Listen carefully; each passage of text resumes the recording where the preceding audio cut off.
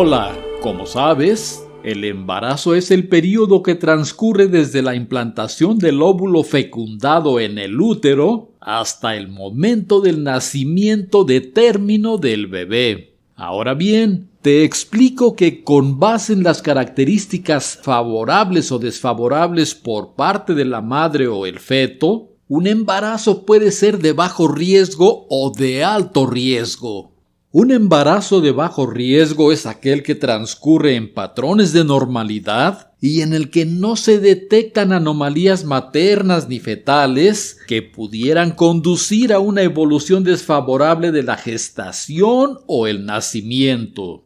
Por su parte, los embarazos de alto riesgo incluyen factores que tienen un impacto negativo específico para la madre, el feto o ambos. Pero, atención, el nivel de riesgo del embarazo no es estático, se actualiza en cada consulta médica, de modo que este puede variar en cualquier momento. Por ejemplo, un embarazo de bajo riesgo se puede volver de alto riesgo si aparece diabetes durante la gestación. Se estima que 10% de todos los embarazos son de alto riesgo y las causas pueden ser muy variables. En este video nos referimos a uno de los factores de riesgo más evidentes en un embarazo, el sangrado uterino en el primer trimestre de gestación. El primer trimestre es el que más riesgo tiene de pérdidas del embarazo. Te explico, la metrorragia, es decir, el sangrado uterino en el primer trimestre de embarazo, es la pérdida de sangre a través de los genitales durante las primeras 13 semanas de gestación. Entre 20 y 30% de las mujeres experimentan algún tipo de sangrado uterino durante el primer trimestre del embarazo, lo que puede deberse a factores indeterminados que no causan daño a la madre ni al producto de la gestación, pero también puede ser indicativo de una amenaza de aborto, un embarazo ectópico o un embarazo molar, que son complicaciones serias. Aproximadamente la mitad de las mujeres que experimentan sangrado uterino durante el primer trimestre del embarazo terminan sufriendo la pérdida del producto. De ahí que se considere que una metrorragia en el primer trimestre es una amenaza de aborto mientras no se demuestre lo contrario. Las probabilidades de otras complicaciones son menores. Por ejemplo, el embarazo ectópico ocurre en 16 de cada 1000 embarazos y el embarazo molar en 1 de cada 1500 a 2000. Las principales causas de metrorragia son 1. Implantación embrionaria. Cuando el embrión se adhiere al revestimiento del útero, puede haber sangrado uterino leve que incluso puede pasar inadvertido. Este evento no tiene repercusiones maternas ni fetales. 2. Amenaza de aborto. Es un trastorno que puede ocurrir antes de la 20ª semana de gestación. Se caracteriza por sangrado uterino leve o moderado, con dolor abdominal o sin y un cuello uterino sin borramiento ni dilatación. En alrededor de 50% de los casos, esta alteración evoluciona a la pérdida del producto.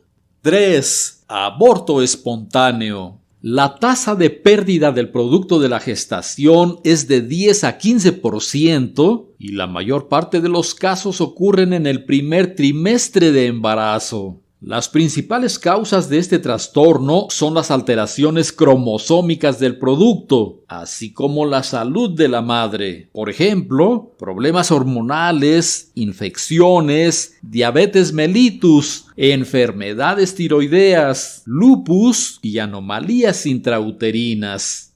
4. Embarazo ectópico. Es cuando el óvulo fecundado se implanta fuera de la cavidad uterina. Cerca de 98% de los embarazos ectópicos ocurren en una de las trompas de falopio. En el porcentaje restante, la implantación sucede en un ovario o en el abdomen. Según el momento evolutivo, en la exploración médica se puede hallar desde una discreta hipersensibilidad abdominal hasta un abdomen agudo. El sangrado transvaginal suele ser irregular, oscuro y de poca intensidad. Y 5. Embarazo molar. Este trastorno se conoce también como mola hidatiforme o enfermedad trofoblástica. Se trata de una alteración poco común de causa desconocida, en donde el tejido crece dentro del útero, pero el embrión no se forma en absoluto o se forma mal.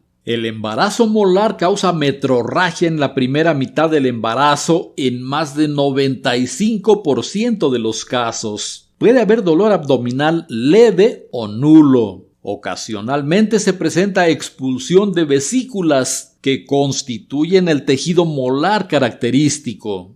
En la determinación del diagnóstico, la historia clínica detallada es fundamental. Es obligatorio precisar la fecha de la última menstruación, además de realizar un examen físico con inspección de la pelvis. El uso de espéculo permite cerciorarse de que el sangrado proviene del útero. Por medio del tacto bimanual es posible valorar el tamaño de la matriz y detectar si el cérvix está cerrado o abierto. En caso de duda de embarazo se debe realizar el estudio de HGC fracción beta en sangre y, de ser necesario, ultrasonido, en cuyo caso los latidos fetales representan un elemento esencial. Además de la metrorragia, cuando hay amenaza de aborto, el examen pélvico revela un cuello uterino que no está borrado ni abierto. En caso de presentarse un aborto espontáneo, se deberá examinar el tejido expulsado. Esto permite diferenciar entre una placenta normal y una mola hidatiforme. Igualmente, es importante determinar si aún queda algún tejido fetal dentro del útero. El diagnóstico de embarazo ectópico se basa en la clínica, la ultrasonografía ginecológica, que revela un útero vacío, y el resultado positivo de la medición de HGC fracción beta en sangre. La sintomatología de los embarazos ectópicos suele manifestarse alrededor de la 8ª semana de gestación.